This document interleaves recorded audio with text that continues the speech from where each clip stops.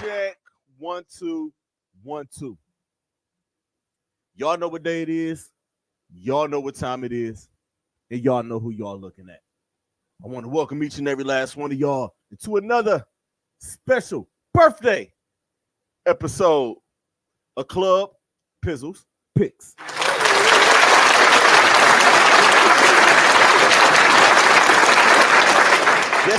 Yes, indeed, man. Yes, indeed. I want to thank each and every last one of y'all who are tuning in for y'all continued support of this podcast. I want to thank each and every last one of y'all for y'all's continued support of this platform. I want to thank each and every last one of y'all continued support of me, Pizzle, Pod God, Don, whatever y'all call me. Just thank y'all for y'all support. Thank y'all for y'all. Oh, I hope that was recording. I really hope y'all heard all of that. Thank y'all. I appreciate y'all for y'all support. Y'all done nothing but support me from day one. These last couple of years of me doing this, I greatly appreciate it. Also, again, like I said, this is a special birthday edition of Pizzles Picks because my birthday is on Sunday.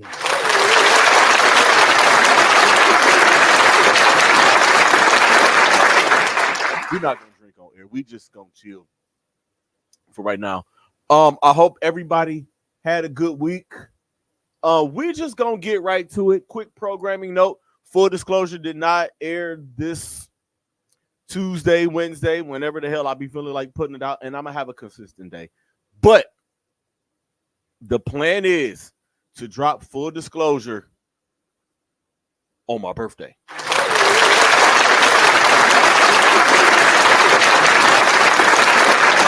I'm planning on dropping it on my birthday. I'm looking forward to it. Jocelyn and I are supposed to link this weekend, and we're gonna knock it out. She went to Kalahari without me. That's my co-host. You see how co-hosts do you? They just have families and just leave you and just go wherever the fuck they want to go.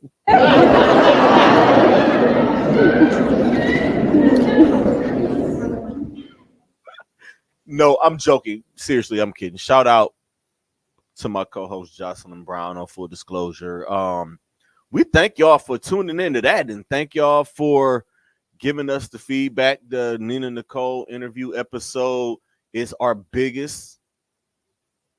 And we hope to have more guests in the near future. I'm gonna ram things up after the Super Bowl. Football season, I just tend to not want to do shit on the weekends. And like once football season ends, once I get out of the Super Bowl, it's gonna be more and more stuff coming for you. I'm gonna get this water out of my frame. Y'all can see the water. Y'all don't need to see that. But let's get to it, man. We got a lot to get to. But like I said, we are here for a good time and not a long time, right? So let's get to it.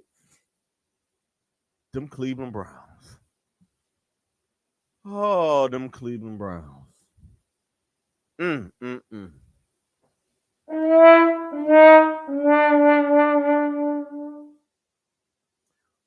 45-14 boat racing against the Houston Texans last Saturday. Now, I've had an opportunity to sit back and watch the game again. I've actually watched the game 3 times since Saturday. Like when it was initially happening, I watched it live. And then I watched it 2 times after that. And listen, y'all, they just got their butts beat. That's it. They just got beat down. Everything that went wrong for them could have went wrong. The defense struggles. The defensive struggles on the road during the regular season. Same thing happened in the playoffs. All of this stuff piled up from the first Pittsburgh game, which haunts me, to the Indianapolis game, to the Broncos game, to the Rams game. I'm trying to think of what other games on the road where the defense just pretty much any game on the road this year, this was the result. Except for, I mean, the second game, the regular season game against Houston, they ended up scoring some more points, but that was like during garbage time or whatever. But still, the defense, our number one defense got shredded. Our number one defense got its ass handed to them. And I will give CJ Stroud some props. I will give CJ Stroud his just due. The kid came out. He looked like a pro. He's looked like that all season. He's looked like a killer. He looks like a dog. And he is one of those guys. Just I know y'all think I hate Ohio State. It's not Ohio State. It's just the fan base. But don't worry, fans. Y'all won't get y'all backs kicked in. I'm going to be nice in 24. Unless. I'll leave it at unless. CJ Stroud, he looked great. That offense, I don't even know what to say about it. It's not enough superlatives to say about them. They kicked our ass. That's it. Salute to D'Amico Ryans.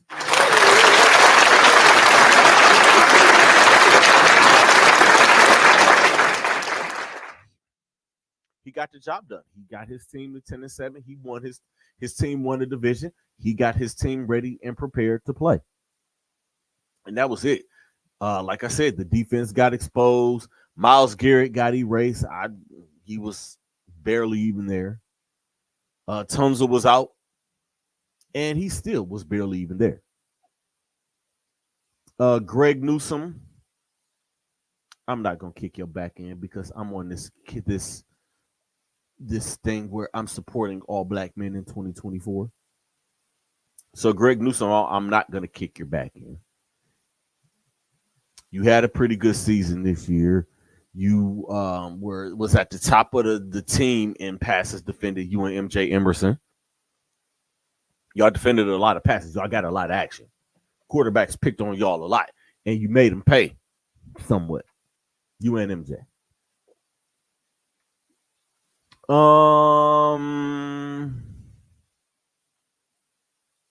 Joe Flacco. Joe Flacco is black. I'd kick his back here right.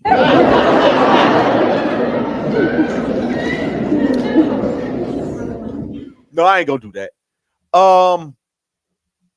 The Joe Flacco that we watched for a lot of years showed up. It just happened at the wrong damn time. The back-to-back picks, even in the 6 games that Joe Flacco played during the regular season, he threw 9 picks. I mean, not bad. I mean, it could be different. And Joe, with the arm talent that he has, he's going to try to fit balls, pause where they're not supposed to go. We've seen him be successful in the Chicago game. He made the pass. You know, he did that. But I really I'm so glad that it's 5 days in between, 4 or 5 days in between these games and me doing my show. Because I don't think I would be able to do immediate reaction, just because when I'm in the games and I'm locked in, the emotions are running and I'm trying my best to keep cool. It's only a couple of people I can actually talk to during games that are more intense than I am. It's just one. It's my guy, Chris Cargile. He's about the only one where it's like, all right, it's intense in here. I gotta be the calming voice. Honestly, this week, I think he was kind of the calming voice. I felt like they could have done it. I felt like this team could have made a run. Their first half was brutal. Was looking up in the third quarter. And Joe Flacco proceeds to throw back-to-back interceptions. At that point, I left the place that I went to go and watch the game and sat in my car and waited to go to the Cleveland Charge game. Funny story, I had on my Browns gear when I went to this game, right? Sat in my car, and I'm like, I don't want to wear this anymore. So once I got into Wolstein, I got in. I went straight to the little team shop that they have set up. I bought me a Cleveland Charge t-shirt and a Cleveland Charge Scully. Just that's how upset I was at the Cleveland Browns. I say, I'm not wearing this shit.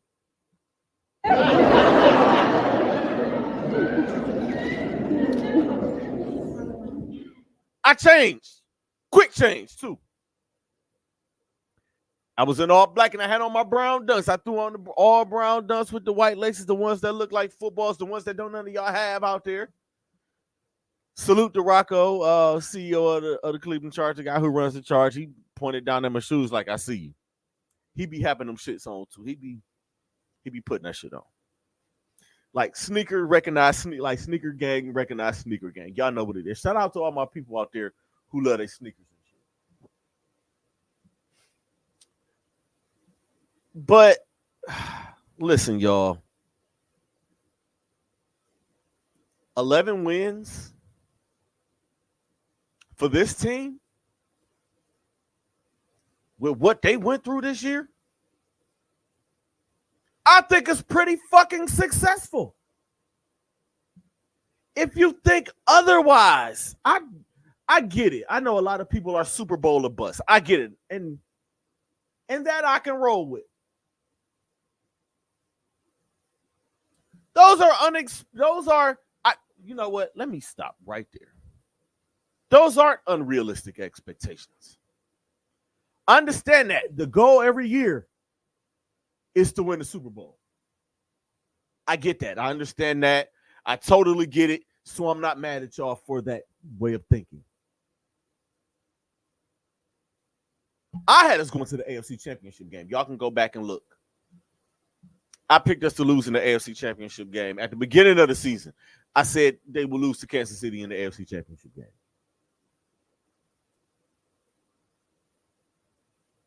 And then I picked us to go to the Super Bowl last Thursday. I sat here last week and said we were going to the fucking Super Bowl. I just felt it. It was just some things like Jim Brown dying and Frank Ryan dying. And all of this stuff is happening, and this team is still here. Joe Flacco has caught fire. He's Mr. January. He don't lose on Wild Card Weekend. We get out of Wild Card Weekend. They go to Baltimore next week. I'm confident. I was supremely confident they could go to Baltimore and win a game. And then I'm confident they could go into Kansas City or Buffalo and win another one. And then I was confident enough to say, hey, we could beat a team in the NFC. We proved we could beat the San Francisco 49ers. And yes, I did pick the Dallas Cowboys to go to the Super Bowl. Fuck y'all.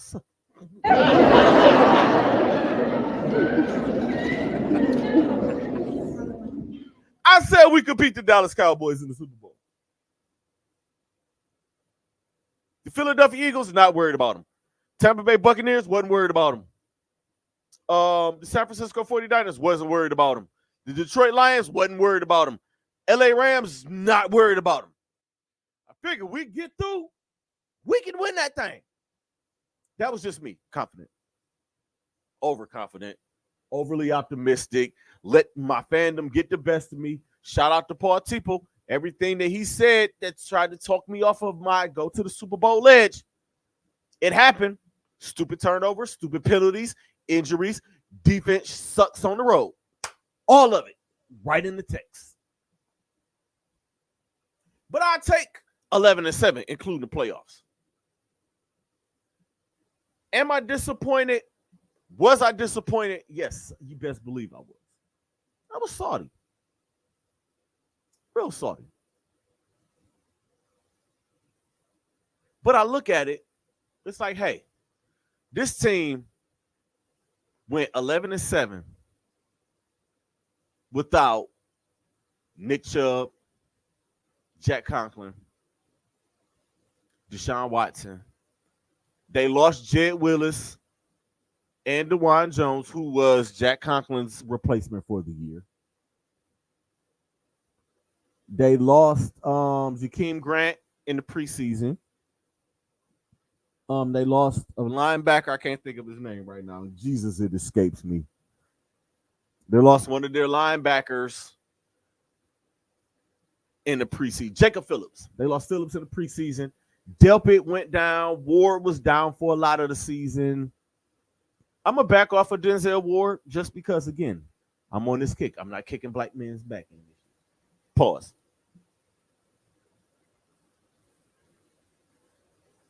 But 11 wins with how things shook out. Can't tell me I don't have something to look forward to next year. You can't tell me that Andrew Berry isn't on the phone right now, or Andrew Berry isn't sitting in the office in Berea with Kevin Stefanski and Paul DePolatesta and Jimmy Haslam. And they're trying to figure it out. You can't tell me that they're not doing that. Was I disappointed? Yes. Was I pissed off? No. I was confident. I really thought this team could go. But everything that could have went wrong, it went wrong.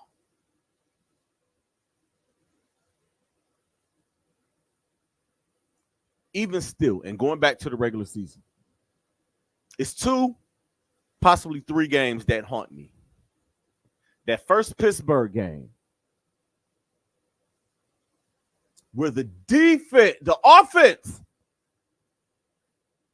gave up a pick 6 on the first play. Harrison Bryant, you kind of made up for it. And a fumble, both for 6. A pick 6 and a scoop and score. Take those off the board, you win in Pittsburgh. The Seattle game, they had it. All P.J. Walker had to do was look for Jerome Ford, and you got a first down, and the goddamn game is over. Those 2 games haunt me. Really, really haunt me. The game against the Rams, it haunts me because they were right there in the fourth quarter, and Joe Flacco gave up the gift.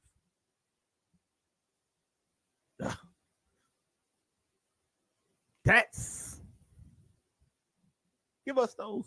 That's 14-3, y'all. I don't know if y'all understand. Even minus the Rams game. You don't do what you do in the Steelers game, the first Steelers game on Monday night, and you don't do what you do in that Seattle game. That's 13 wins. And I believe they would have held the tiebreak over the Ravens. I think.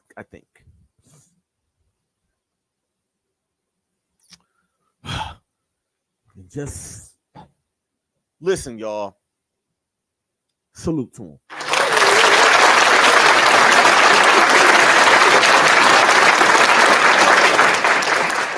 Salute to Kevin Stefanski for keeping this team together with all of these injuries.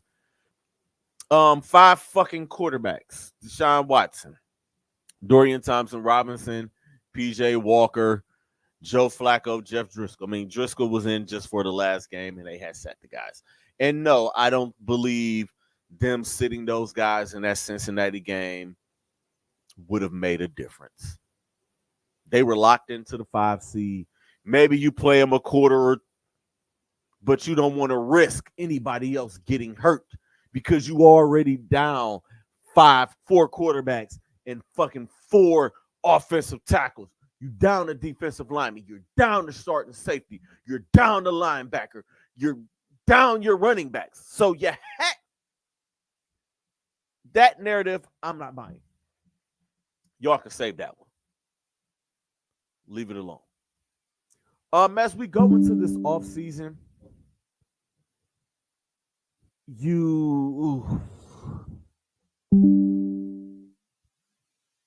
I got some supporter questions to answer. So I'm gonna get to them in a second. But other news this week: Alex Van Pelt, Stump Mitchell, and J.C. McCartney were let go. Offensive coordinator, running backs coach, and tight ends coach let go. It's funny because those were positions of strength.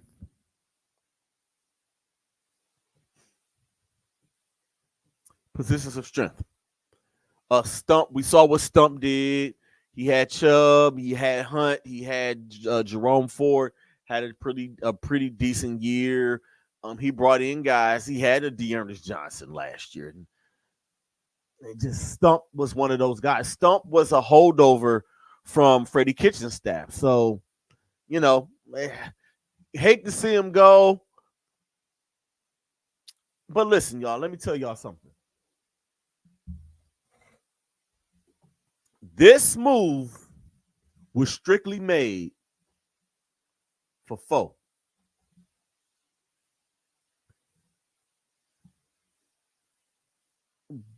That's what I got. It's for 4. And you think AVP was here, had been here since 2020. Sometimes you need a change. You have to find a coordinator that's going to play to Deshaun Watson's strengths. If you guys are asking me who I want either Kellen Moore or y'all can give me somebody off of the Shanahan tree. Because that's where Watson would thrive. Him throwing from the pocket, like it looked a little funny. And I know he missed a lot of time. He was finding his rhythm in the Baltimore game before that news came out that his shoulder was busted and he was going to be out. According to Kevin Stefanski, he is going to be good to go. I believe he's starting to throw. Him and Quincy and Quincy Avery haven't put their weekly pod out, so I'm not sure exactly where his rehab is as of this week. But as of last week, he's good. He's out of the sling. So that's a good sign. Stefanski said he's going to be good to go.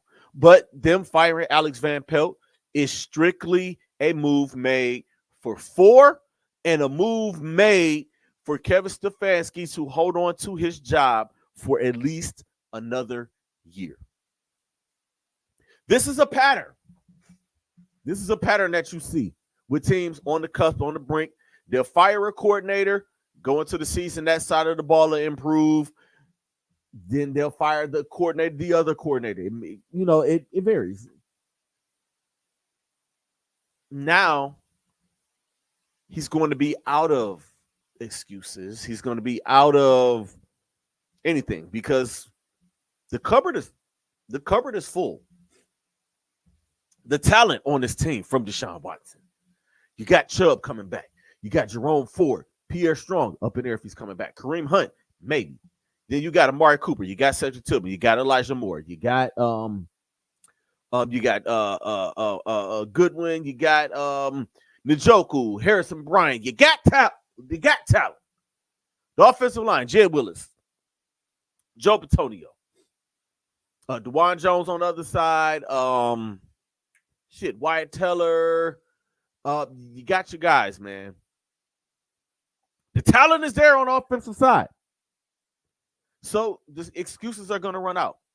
He might have bought himself. I think Stefanski may warrant an extension just by the job he did this year. to do what he did with all of the different quarterbacks that he had all season, got to extend him. But again, I don't work in Berea. That's Andrew Berry's job. As of right now,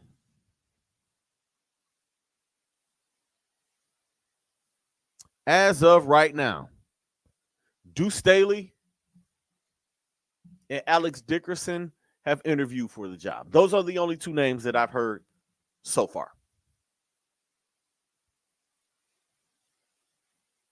I don't know anyone else. And I'll leave that there. Who, again, I want Kellen Moore or somebody from the Shanahan tree. One of them guys from the Shanahan tree. You're all right with me. All right, let me take some supporter questions here. I got a couple. Going into the offseason, do you apply pressure to re-sign Flacco or do you go all in on Watson? The job is Watson's. The job has always been Watson. There was never a quarterback controversy. Joe Flacco was just a Band-Aid. It was a bullet wound, but it was a Band-Aid nonetheless. I believe, and this is just me, I believe that they brought him in just to salvage the season. Dorian Thompson-Robinson, if they would have rode him, this team would have, oh God, it would have been bad. Because we saw what P.J. Walker did. Horrible. So bringing in Joe Flacco was really just a Band-Aid, and it just happened to work out. But you got to look at this, you guys. Joe Flacco was 38 years old, and Joe Flacco was sitting at home and getting his reps in by throwing to his dad and his brothers and his kids until Thanksgiving. Don't y'all think that means something? There's a reason why. And again, showed his age. Do you re-sign Ream, or do you go all in with Ford? I am going to go in with Ford. I love Kareem Hunt. Kareem Hunt is a Cleveland guy through and through. Love the guy. Love what he brought to this team. But there were instances this season where I'm looking at Kareem Hunt and I'm like, the explosiveness is gone. I don't know if that is him not going through a training camp and him like just being home and just working out without somebody. I'm just speculating that.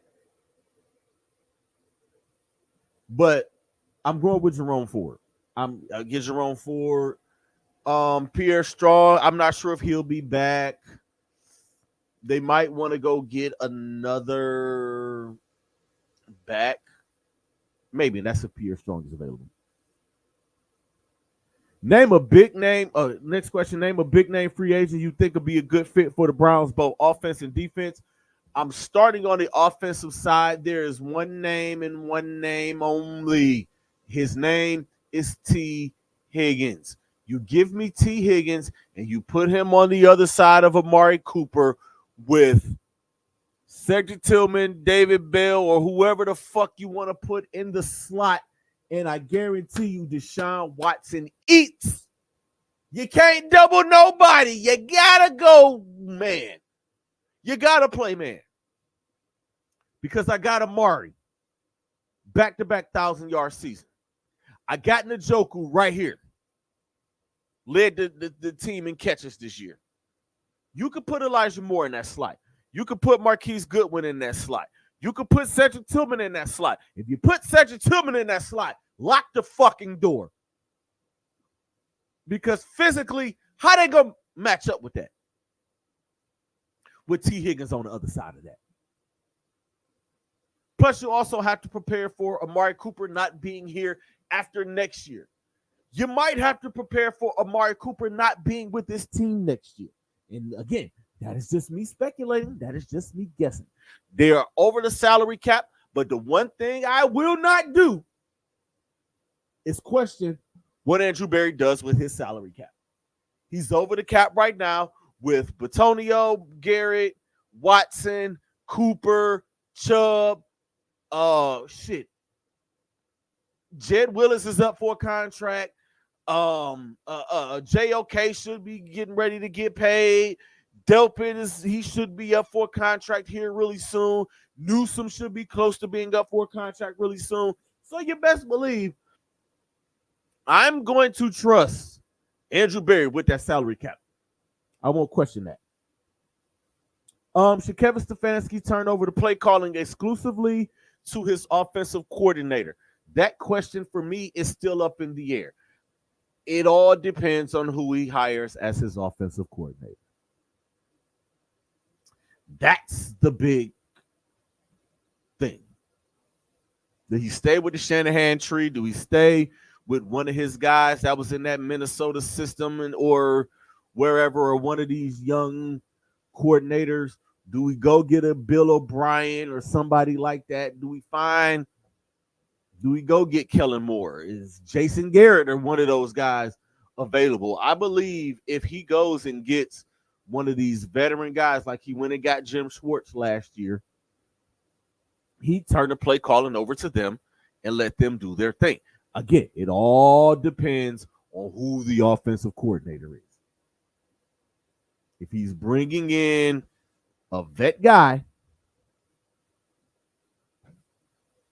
he might let that guy do it. Or it could be a collaborative effort between him, OC, and Four.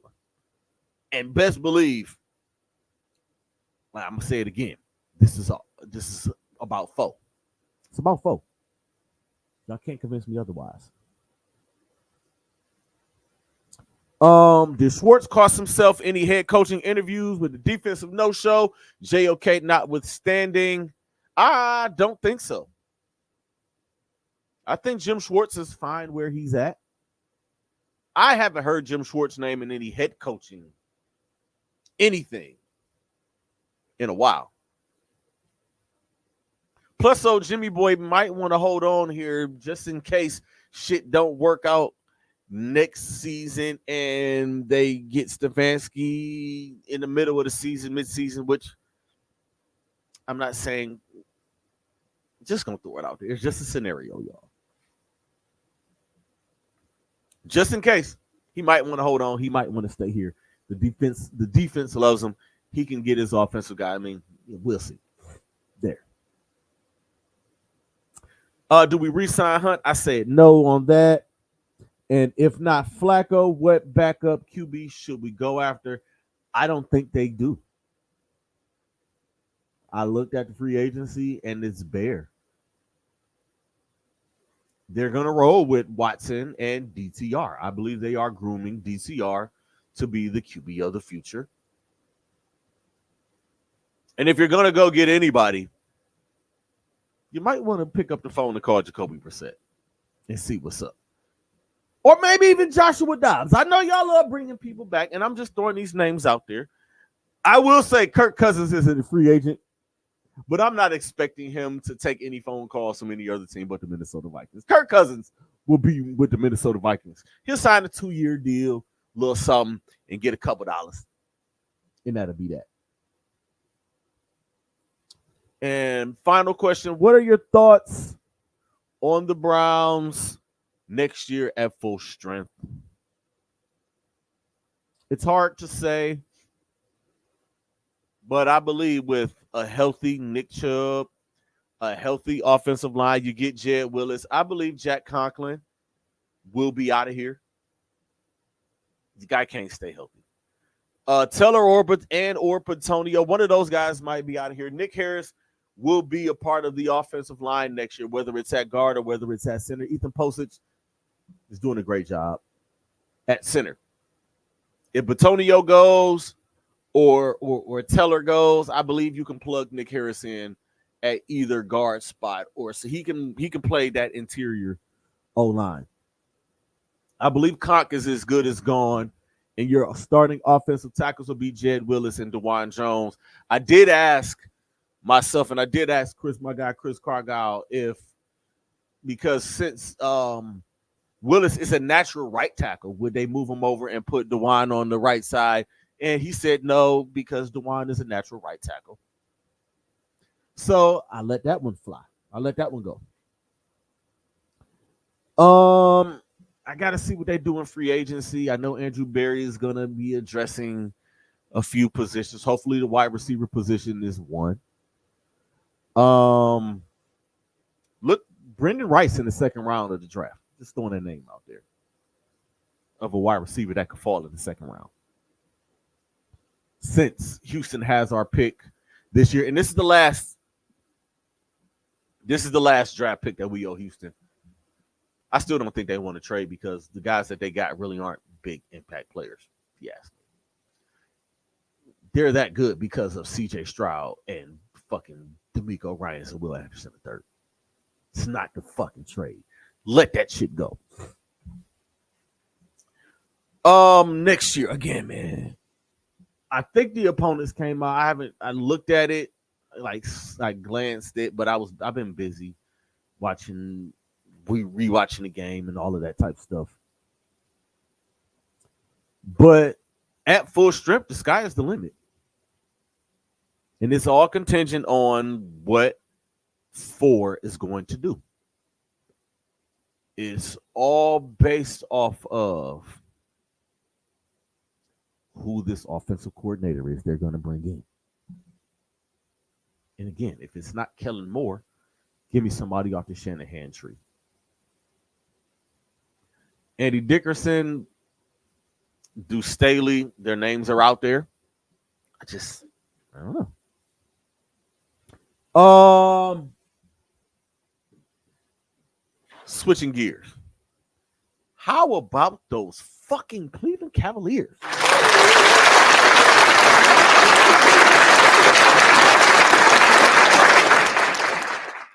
They are right where they were. They are right back up in that thing. They are in the top 4. They are 24-15 in the Eastern Conference. They are percentage points ahead of the New York Knicks. They're currently on a 6-game winning streak, including a 40-point arse whooping against the Milwaukee Bucks. And they are 11-3 since they announced that Darius Garland was going to have jaw surgery and Evan Mobley was going to be out with knee surgery. They did more than tread water, y'all. That boat did not miss a fucking beat.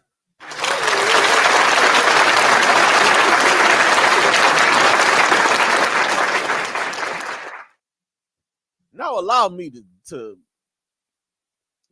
y'all can just go and type down in the chat. Don, you were right.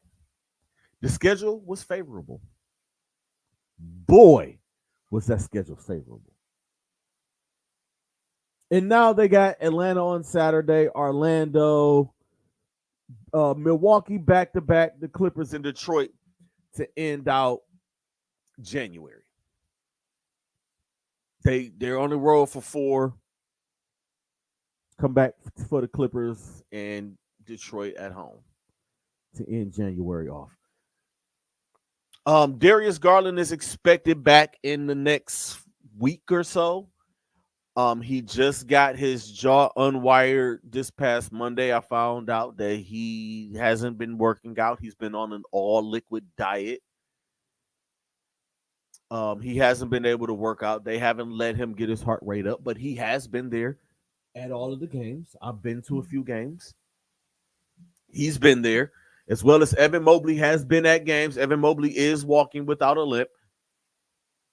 And when I see him, I say, big fella, how does the knee? He just nodded his head. So we should expect him back by February. They can give him the All-Star break, to be honest. When Oh, the All-Star break is the 16th through the 18th.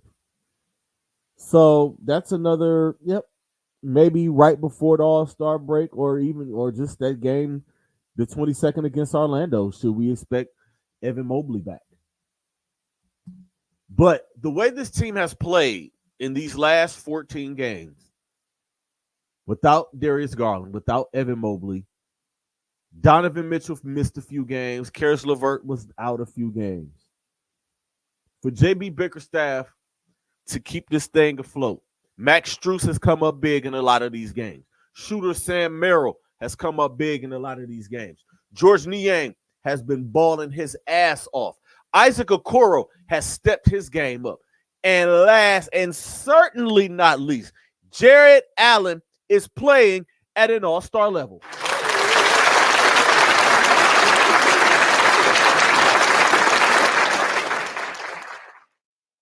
If Jared Allen doesn't make the all-star team, it's going to be a crime.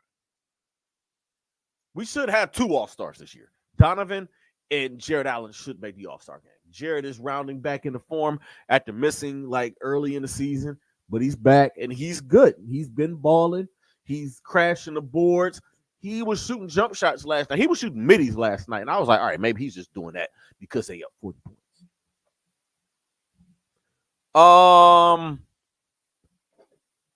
Y'all gonna laugh at this stat. Another guy who's been playing very well. At the top 10 wing stoppers. My main man, Dean motherfucking Wade.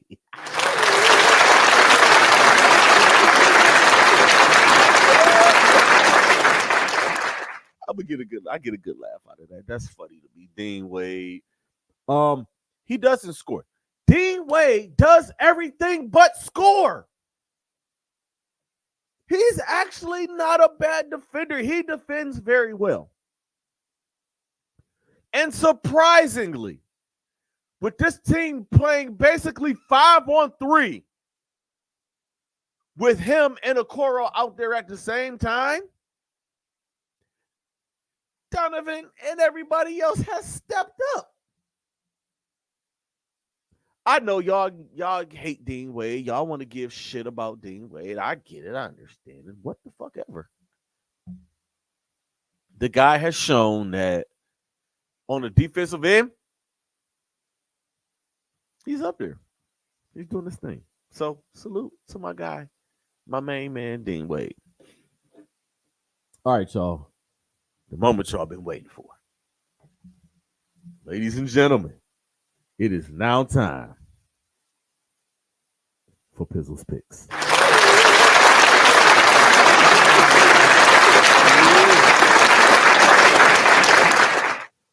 We are in divisional playoff weekend. We got 2 games Saturday. We got 2 games Sunday. Starting the festivities off on Saturday, the Houston Texans travel to take on the top-seeded Baltimore Ravens MVP candidate Lamar Jackson up against Rookie of the Year, probably runaway Rookie of the Year, CJ Stroud. I'm taking the Baltimore Ravens. I'm taking Lamar Jackson. I think the Texans' little magical run comes to an end here. That magical run started with the beatdown that the Browns put on them, and it's going to end this week. Give me Baltimore. Saturday night, 8:15. The Green Bay Packers travel to take on the number 1 seeded San Francisco 49ers. I am going to take the 49ers in this game. I think the week off helps them get healthy. Christian McCaffrey, Deebo Samuel. And I think that defensive line with Nick Bosa and I'm about to call the boy Trey Young. Chase Young. Fred Warner at the linebacker. That defense is about to go crazy. I think the Jordan Love train stops here. Allow me to apologize to Jordan Love for laughing and ridiculing and talking shit about him all year. Allow me to apologize to you, big dog. I apologized during the Cowboys game, and he still was throwing fucking touchdown passes in the fourth quarter. I say, okay, I get it. But give me San Francisco at home. Sunday, which is my birthday, 3 o'clock. The Tampa Bay Buccaneers travel to take on the Detroit Lions. This is a rematch. Listen here, y'all. I am happy for the Detroit Lions. But you know the fuck what? I'm going with the Baker this week. I got Tampa Bay winning this game. Give me the Baker. Say what the fuck y'all want. I got Baker Mayfield and the Tampa Bay Buccaneers going up to Detroit. It's going to be a raucous-ass crowd. It's going to be a hostile crowd. And I'm going with the Baker and the Buccaneers. And finally, 6:30, the Kansas City Chiefs travel to take on the Buffalo Bills. These two teams have matched up in the playoffs. This will be the third time in 4 years. I've been thinking about this one since it's been announced. I've been thinking about it since Monday. Oh, my God. Y'all know how I feel about that man, Patrick Mahomes, right? He's the best in the world. But watching the Buffalo Bills on Monday made me go, holy shit. Josh Allen, James Cook, woo, tight end was cooking. Stephon Diggs got a little something up in there. And the defense looked fantastic.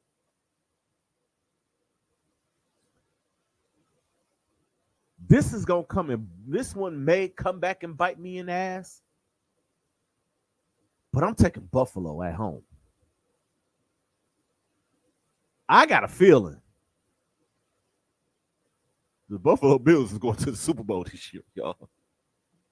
I got a feeling. They get through this game. I don't give a fuck who they play. I don't give a fuck if it's Houston or Baltimore. I don't give a shit. I think Josh Allen is going to do it. So I got Buffalo there. So to recap, I got Baltimore, I got San Francisco, I got Tampa Bay, and I got Buffalo to end the divisional playoffs. So the Baker will have to go to San Francisco to go to the Super Bowl, and then Josh Allen would have to Josh Allen versus Lamar Jackson. And you know what? That would be funny if all three of those guys get to the championship round. That is the class of 2017 quarterbacks. I mean, they're all still alive now. They've all been to the playoffs. They've all won playoff games. They've all been to the divisional round. It's going to be interesting to see. Ladies and gentlemen, Pizzles Picks.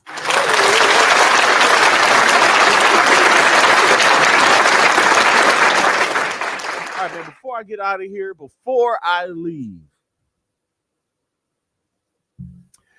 I'm just going to point something out that I saw this week. I was watching Marlon Humphrey's podcast, and he sat down and talked to Odell Beckham Jr.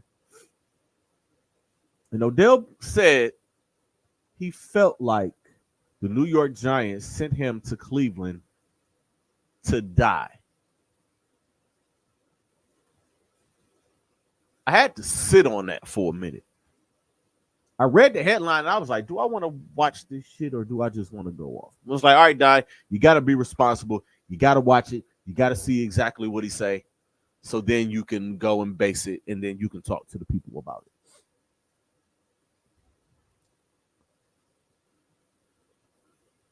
It was more so him shooting at the New York Giants because it's a long little conversation. Because he goes on to say, like, he didn't give a fuck about the stats. Like, he was trying to win in New York.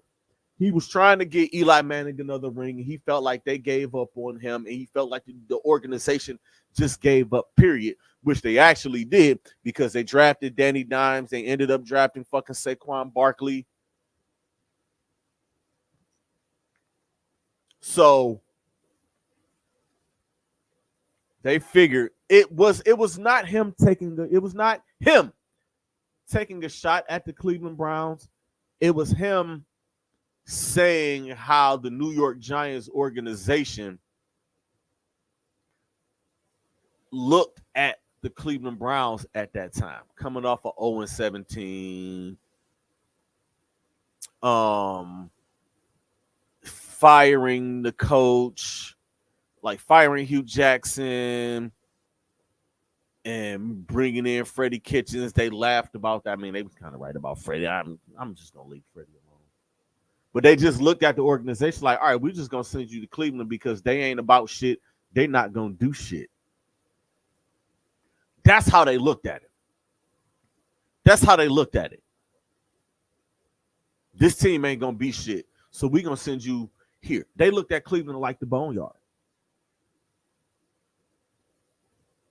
The Miami Dolphins did the exact same fucking thing to Jarvis Landry. We're gonna send you up there to die. This is where careers go to die. That's just what I got for that, y'all. Seriously. So it wasn't a shot at us. Because when I first seen the headline, I was like, I know this dude not talking again. But I watched it and I just listened to his tone of voice and just paid attention to his mannerisms, and he was more so shooting at the Giants because he didn't like the way that they treated him on his way out. He was like, they could have traded me to San Francisco. They could have traded me to Dallas. They could have traded me to another team. But no, they're going to trade me here because they don't think this team is going to be about shit. And that's that. Screwed up. So y'all, before y'all think about it, don't shoot at Odell. Like, he got a Super Bowl. It's all right. I mean, I was a little upset at him, but it's okay. Like, things happen. Shit happens. It didn't work out here. And he said it with Baker. He was like, it just didn't work out. It's some shit that I told y'all. I sat on my fucking show last year and I told, like 2 years ago, and told y'all. It just didn't work out. They wanted it to work. It just didn't work out. And they were still cool after that. And he said there's no chance in hell that my dad could have put together film like that. He found it on YouTube, or somebody sent it to him on YouTube, and he just posted it in Jerry. His daddy didn't get him out of there. They just felt like it wasn't going to work. They took a chance, they took a shot, and it just ended the way it ended. Salute to Odell. Good luck to you this week. Good luck to all of the teams out here this week. And with that said, we getting out of here. Next week, I'm going to preview the conference championship games. I'll probably have some more Cavalier stuff to talk about. I'll have some NBA stuff to get into. Before the last thing, congratulations, or did I congratulate the Michigan Wolverines last week? If I didn't, congratulations.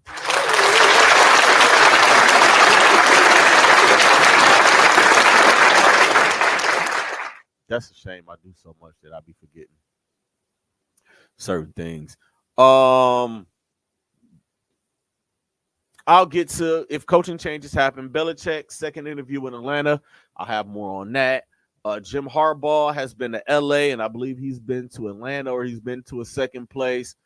Mike McCarthy's being retained. It's just some, we'll get to him. Want to thank y'all for y'all support again.